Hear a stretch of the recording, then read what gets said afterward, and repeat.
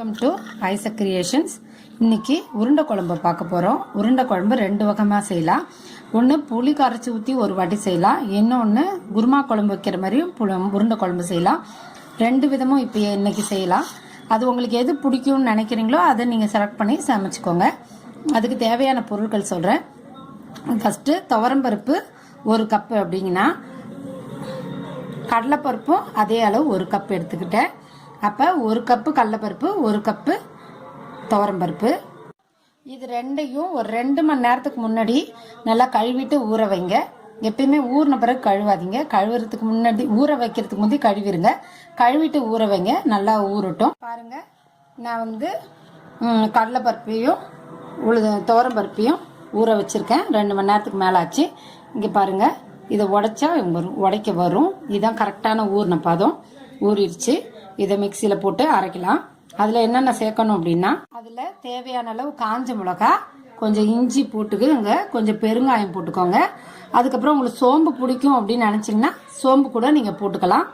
அதோட சோம்பு போடுங்க. உங்களுக்கு தேங்காய் பிடிக்கும்னா அதில் கொஞ்சம் தேங்காயும் போட்டு அரைச்சோன்னா ரொம்ப நல்லாயிருக்கும். தேங்காய் கொஞ்சம் நான் போடுவேன், உங்களுக்கு பிடிச்சா நீங்களும் போட்டுக்கோங்க. இப்போ அரைக்க வேண்டிய பொருள் என்னன்னா, துவரம்பருப்பு, கடலைப்பருப்பு, காஞ்ச மிளகா, இஞ்சி, பெருங்காயம், இது எல்லாத்தையும் போட்டு, சோம்பு உங்களுக்கு பிடிச்சதுன்னா சோம்பு, 4 பல்லு பூண்டும் போட்டு நல்லா மிக்சியில் குறைன்னு அரைச்சிக்கோங்க. அரைச்சிட்டு நான் காமிக்கிறேன். அதுக்கப்புறம் தாளிக்கிறதுக்கு பார்த்தீங்கன்னா 2 வகையாக செய்யணும்னு சொல்லிருக்கோம் இல்லையா. குருமா குழம்பு வைக்கிறோம் அப்படின்னா அதுக்கு கடுகு போட்டு தாளிங்க, இல்லை சோம்பு போட்டு கூட தாளிக்கலாம். கடுகு யூஸ் பண்ண வேணாம் குருமா குழம்புனா. புளிக்குழம்பு மாதிரியே புளி ஊற்றி வைக்க போகிறோம் அப்படின்னா, புளி ஊற்றுறோம் அப்படின்னா எந்த காரணத்து கொண்டும் அதில் கடுகு போடாதீங்க, வெந்தயம் மட்டும் போட்டு தாளிங்க. அப்போ தான் ரொம்ப நல்லாயிருக்கும். அதுக்கப்புறம் வெங்காயத்துக்கு பதிலாக நான் கோஸ் வச்சுருக்கேன். அதுக்கப்புறம் 3 தக்காளி வச்சுருக்கேன். இதுக்கு தேவையான பொருட்கள் இதுதான். ரெண்டையும் தனித்தனியாக செஞ்சு காமிக்கிறேன், உங்களுக்கு எப்படின்னு சொல்லி புரியும். இருங்க, மிக்சியில் அதை அரைச்சிட்டு வந்துடலாம். இது கூட இது போட்டுட்டேன், மிளகாய் போட்டுட்டேன். நீங்கள் மறந்துடாதீங்க, சோம்பு, அதுக்கப்புறம் பெருங்காயம், இஞ்சி, 4 பல்லு பூண்டு எல்லாத்தையும் சேர்த்து அரைங்க. இங்கே பாருங்கள், தண்ணி வடிச்சிட்டேன். ரெண்டையும் நான் மிக்சியில் போட்டு அரைச்சிட்டு காமிக்கிறேன். தேவையான அளவு உப்பு போடுங்க. உப்பை போட்டுட்டு நல்லா பிசைஞ்சு விடுங்க. இது பாருங்க, தேவையான அளவு ரொம்ப இப்போ டைட்டாக பிடிக்கூடாது, அதை பார்த்துக்கோங்க. இது பாருங்க, சும்மா அப்படி ஒரு உருட்டணுமே தவிர நம்ம எந்த காரணத்துக்கு இப்படி பிடிச்சி அழுத்தி பிடிக்கக்கூடாது. அழுத்தி பிடிச்சோம் அப்படின்னா உங்களுக்கு உருண்டை ஹார்டாக போயிடும். அதுக்கப்புறம் உருண்டை இது மசாலாக்குள்ளே பிடிக்காது. அதனால் கொஞ்சம் தளராகவும் வச்சுக்கோங்க. அதுமாரி கொஞ்சம் அப்படியே டைட்டாக பிடிக்காம, ஷேப்பு ரொம்ப முக்கியம் இல்லை, ஓரளவு உருண்டையாக இருக்கணும், அவ்வளோதான் நமக்கு முக்கியமே தவிர ஷேப்பு முக்கியம் கிடையாது. இப்படி சும்மா அப்படியே உருட்டிக்கலாம்.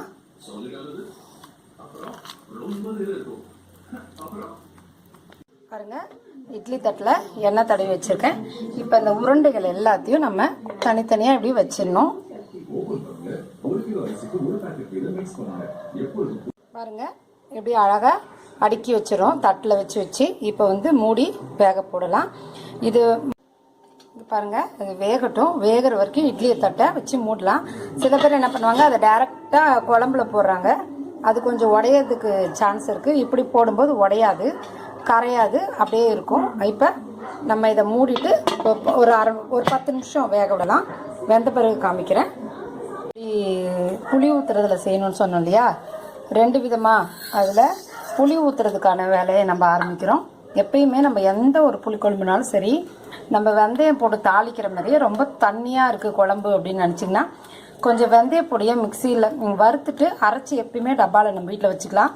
அது எல்லாத்துக்கும் பயன்படும். இப்போ நம்ம வெந்தயத்தை வறுக்கிறோம் வெறுவானலில். வெந்தயத்தை வெறுவானலில் வறுத்து எடுத்து வச்சுக்கலாம் ஃபஸ்ட்டு. ஏன் அப்படின்னா, வெந்தய பொடி நம்ம வீட்டில் எப்பயுமே இருக்கிறது நல்லது.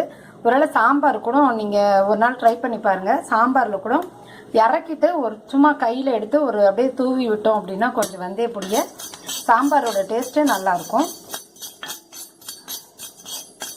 இப்போ வெந்தயம் வெடிக்கட்டும். வெந்தயம் வெடித்தோடனே அதை எடுத்து நம்ம பொடிச்சு வச்சுக்கலாம். இங்கே பாருங்கள், நல்லா செவந்துருச்சு பார்த்தீங்களா, நல்லா செவந்துருச்சு, வெடிச்சிருச்சு. இங்கே பாருங்கள், வெடிக்குது. இந்த சமயத்தில் எடுத்து வச்சிடலாம்.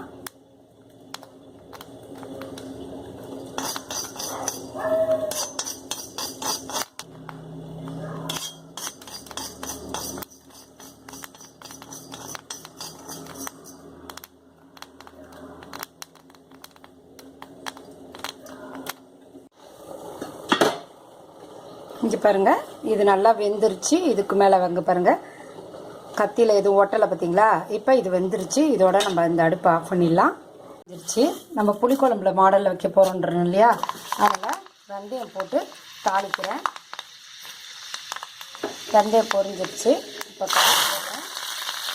போட்டுட்டு நான் வெங்காயத்துக்கு பதிலாக போஸ்ட் போடுறேன். நீங்கள் வெங்காயம் போட்டுக்கோங்க, நல்லா வதக்கிக்கோங்க.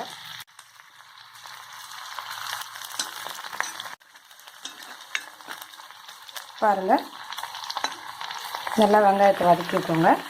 இப்போ நம்ம தக்காளி போட போகிறோம். புளி ஊற்ற போகிறோன்றனால ஒரு தக்காளி போடுங்க. தக்காளி போட்டுட்டு நல்லா வதக்கிடுங்க.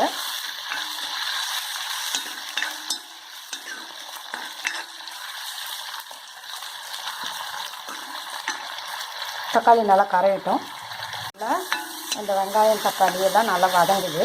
நல்லா தக்காளி கரையணும். எப்பயுமே நீங்கள் சமைச்சிங்க அப்படின்னா தக்காளி கரையிற அளவுக்கு கொஞ்சம் உங்களுக்கு பொறுமை இருந்தால் தான் சாப்பாடோட டேஸ்ட் அதிகமாகும். தக்காளி கரையாமல் நீங்கள் பாட்டு சமைச்சிங்க அப்படின்னா டேஸ்ட் நிச்சயமாக கம்மி பண்ணும். அதனால் இந்த தக்காளியை நல்லா கரையட்டும். இதே சமயத்தில் நான் என்ன பண்ணிருக்கேன்னா புளியை கரைச்சி இதில் வச்சுருக்கேன். இப்போ இந்த புளியும் உங்கள் இஷ்டம் தான். உங்களுக்கு புளிப்பாக வேணும்னா கொஞ்சம் புளி ஊற்றிக்கோங்க. இல்லை எனக்கு நார்மல் புளிப்பு போதும் அப்படின்னு நினச்சிங்கன்னா உங்களுக்கு தகுந்த மாதிரி புளி எடுத்துக்கோங்க. புளியை கரைச்சி இதில் ஊற்றி வச்சுருக்கேன். இதில் மஞ்சள் பொடி போட்டுட்டு மிளகா பொடியும் அதுதான், உங்களுக்கு தேவையான அளவு மிளகா பொடியும் போட்டுக்கோங்க. பாருங்கள், புளி தண்ணி, மஞ்சள்தூள், மிளகாத்தூள் எல்லாத்தையும் இதில் போட்டு வச்சுட்டேன். இப்போ நம்ம இந்த வதக்கிறத அதில் எடுத்து போட்டுடலாம். இங்கே பாருங்கள், எல்லாத்தையும் போட்டு இதில் வச்சுட்டேன். இது குழம்பு கொஞ்சம் கொதிக்கட்டும். கொதித்த பிறகு அந்த மிளகா பொடி வாசனை போன பிறகு நம்ம அந்த உருண்டைகளை போடலாம். இப்போ இது கொதிக்கட்டும் 2 நிமிஷம். குழம்பு பாருங்கள் நல்லா கொதிக்குது. இந்த சமயத்தில் நம்ம செஞ்சு வச்ச உருண்டைகளை இங்கே போடணும். இங்கே பாருங்கள், குழம்பு தண்ணியாக இருக்குதுன்னு பார்க்காதீங்க. நம்ம உருண்டை போட்டோன்னே கொஞ்சம் தடிப்பாகும், குழம்பு கொஞ்சம் தடிக்கும். இப்போ உருண்டையை போடலாம்.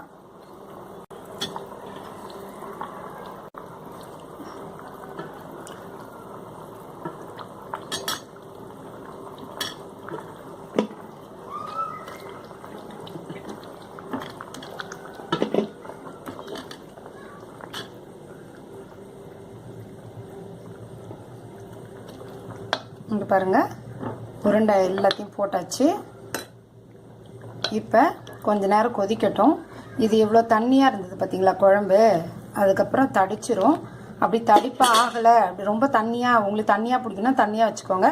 அப்படி இல்லை இன்னும் கொஞ்சம் எனக்கு திக்காக வேணும் அப்படின்னு நினச்சிங்கன்னா மறக்காமல் கொஞ்சம் வெந்தயப்பொடி போட்டுட்டு ஒரு 2 நிமிஷம் கொதிக்க வச்சு நிறுத்திட்டிங்கன்னா நம்ம சாப்பிட்றதுக்குள்ள குழம்பு தடிப்பாயிடும். இப்போ இதை குழம்பு கொஞ்ச நேரம் மூடி வச்சு கொதிக்க விடலாம்.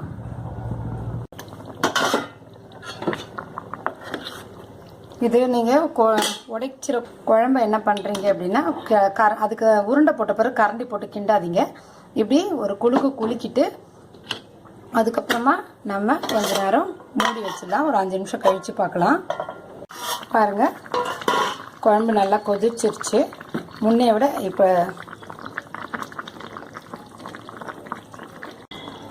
விட குழம்பு இப்போ பாருங்கள் திக்காக தெரியுது. அப்படி சப்போஸ் உங்களுக்கு இன்னும் கொஞ்சம் திக்காக வேணும் அப்படின்னு நீங்கள் நினச்சிங்க அப்படின்னா இல்லையா, அதுலேருந்து கொஞ்சம் இப்படி எடுத்துட்டு இதில் இப்படி தூவி விடுங்க. தூவி விட்டிங்கன்னா போதும், திக்காயிடும். அப்புறமும் கரண்டி போட்டு கிளறாதீங்க.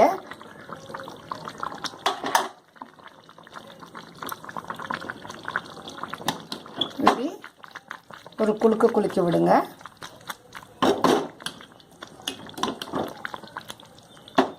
அவ்வளோதான், குழம்பு ரெடி ஆயிடுச்சு. உடனேவே ஒரு 2 நிமிஷத்தில் அப்படியே திக்காயிடும் குழம்பு. நம்ம ஊற்றி சாப்பிட நம்ம குழம்பு வேணும் இல்லையா, அதனால் ஊற்றி சாப்பிட்ணும். இன்னும் கொஞ்சம் இது ஊறும் நல்லா. அதுக்காக இந்த அளவு போதும். இப்போ இந்த அடுப்பு ஆஃப் பண்ணிடலாம். ஆஃப் பண்ணிவிட்டு எடுத்து காமிக்கலாம். பாருங்கள், புளியை கரைச்சி ஊற்றின பருப்பு உருண்டை குழம்பு ரெடி ஆயிடுச்சு. இது வந்து கொஞ்சம் சூடு இறங்க குழம்பு நல்லா திக்காயிடும். பார்த்தீங்களா, முன்னைக்கு கொஞ்சம் திக்காக தெரியுது பார்த்தீங்களா. இப்போ இன்னும் லேட்டாக ஆற குழம்பு வந்து கொஞ்சம் உருண்டைக்கு ஊறும். அதே மாதிரி வெந்தயம் போட்டதுனால இன்னும் திக்காயிடும். இது என்ன அப்படின்னா புளி ஊற்றின உருண்டை குழம்பு. இப்போ நம்ம வாங்க மசாலா அரைச்சி ஊற்றின உருண்டை குழம்பு பார்க்கலாம். குருமாவில் வைக்கிற உருண்டை குழம்பு பார்க்க போகிறோம். இது எப்படி அப்படின்னா எண்ணெயை காய வச்சுக்கிறோம். நீங்கள் சோம்பு போடுங்க, நான் கடுகு போடுறேன். நீங்கள் சோம்பு போட்டு தாளிப்பீங்கன்றதுனால சோம்பு போடுங்க.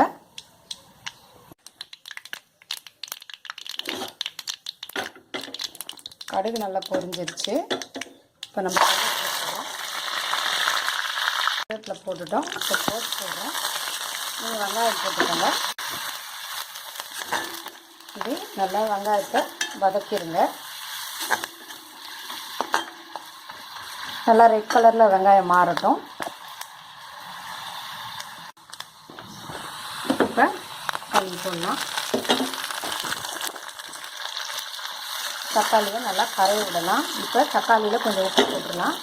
உப்பு போட்டிங்கன்னா கொஞ்சம் சீக்கிரம் கரைஞ்சிடும். உப்பு போட்டு மூடி வச்சிங்கன்னா 2 நிமிஷத்தில் கரைஞ்சிடும்.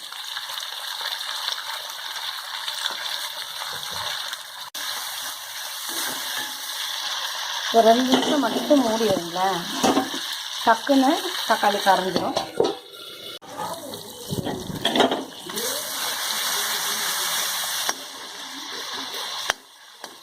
இது பாருங்கள், நல்லா தக்காளி கரைஞ்சிடுச்சு.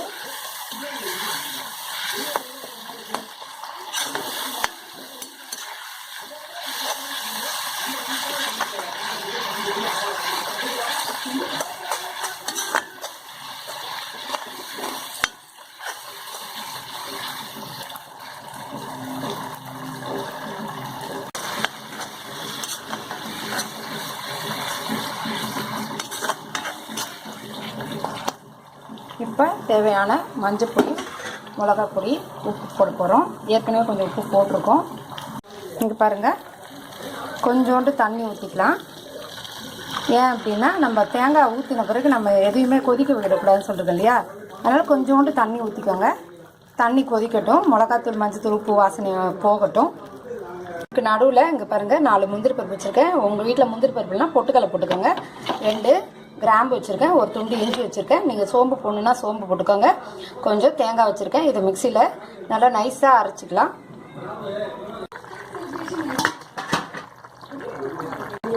இங்கே பாருங்கள், இப்போ அந்த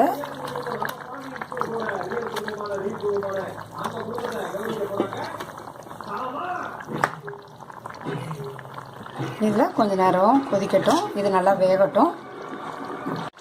பாருங்கள், நல்லா வெந்துருச்சு. நல்லா வாசனையும் வந்துருச்சு குழம்புல. இப்போ நம்ம அரைச்சி வச்ச தேங்காவை ஊற்ற போகிறோம். இங்கே பாருங்கள், தேங்காய் ஊற்றிட்டேன்.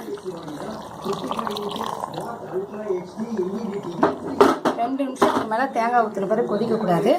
இனிமேல் கிளறவும் வேண்டாம்.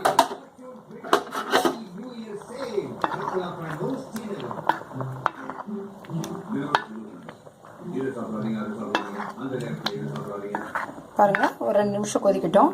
கொதிச்சோடனே ஆஃப் பண்ணிடலாம்.